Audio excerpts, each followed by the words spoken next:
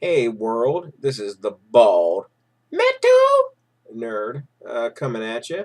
In this video, I'm going to continue my series on Skid Row. I'm going to be covering their second album called Slave to the Grind.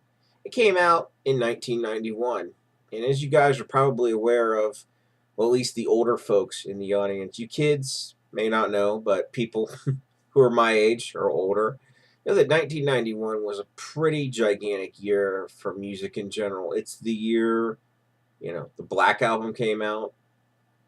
It's also the year Nirvana hit the scene and really altered, the whole course of rock music. So 91, real important year.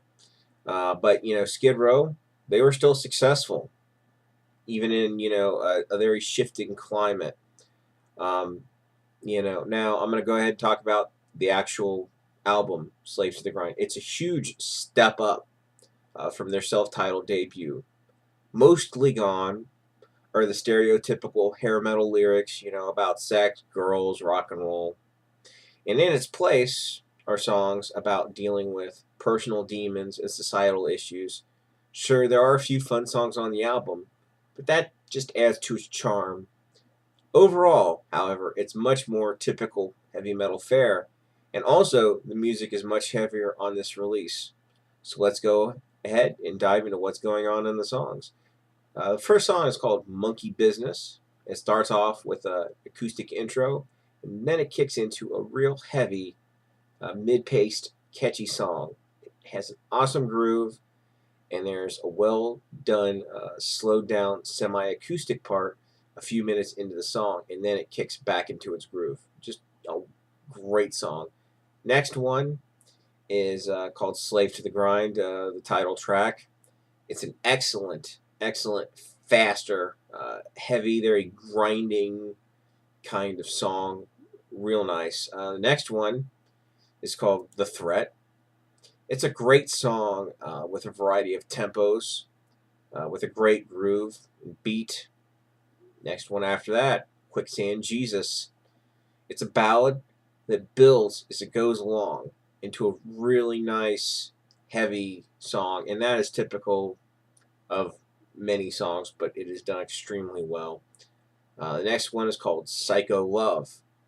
It's a catchy, heavy song with a good variety of tempos. And the next one is called Get the Fuck Out. It's kind of a joke song. It has goofy lyrics about kicking a woman out of a hotel room after I presume some loving went on. As for the music goes, it's a pretty catchy mid-paced song with a good variety of riffs. Now, Beggar's Day is an alternate track. It is the song that appeared instead of Get the Fuck Out on the clean version of the album. It's not in the explicit version with Get the Fuck Out on it, but it is a very good, catchy, heavy song with a variety of tempos. It's a shame it wasn't on all versions, but if you only have the version of, this album with Get the Fuck Out on it, it's not exactly difficult to track down Beggar's Day on the internet. The next song is called Living on a Chain Gang. It's a catchy, mid-paced, grinding song. Uh, Following up that, you got Creep Show. It's a heavy, mid-paced song with a great groove.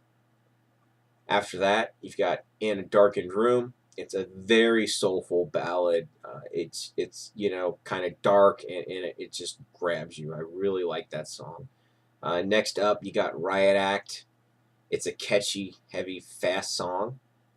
Um, Next one after that is called Mud Kicker. The song starts out as an average mid-paced heavy song, and then towards the end, the riffs and pace get much more innovative, and it's really quite good. Uh, next one is called. I'm sorry, it's the album closer. It's Wasted Time. Now this is an excellent, soul-grabbing ballad. In fact, I'd say this is the band's best ballad that they've ever done. It's just a really awesome song.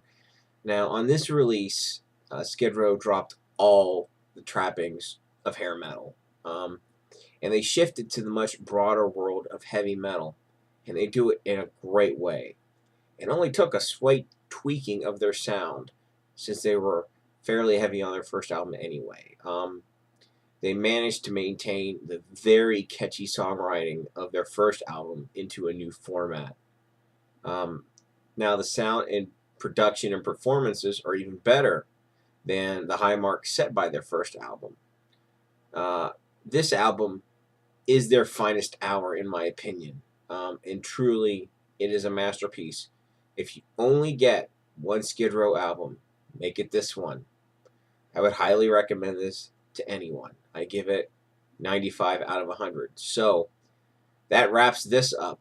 Next up, I'll be talking about is a small EP they did. So I'll catch you guys real soon.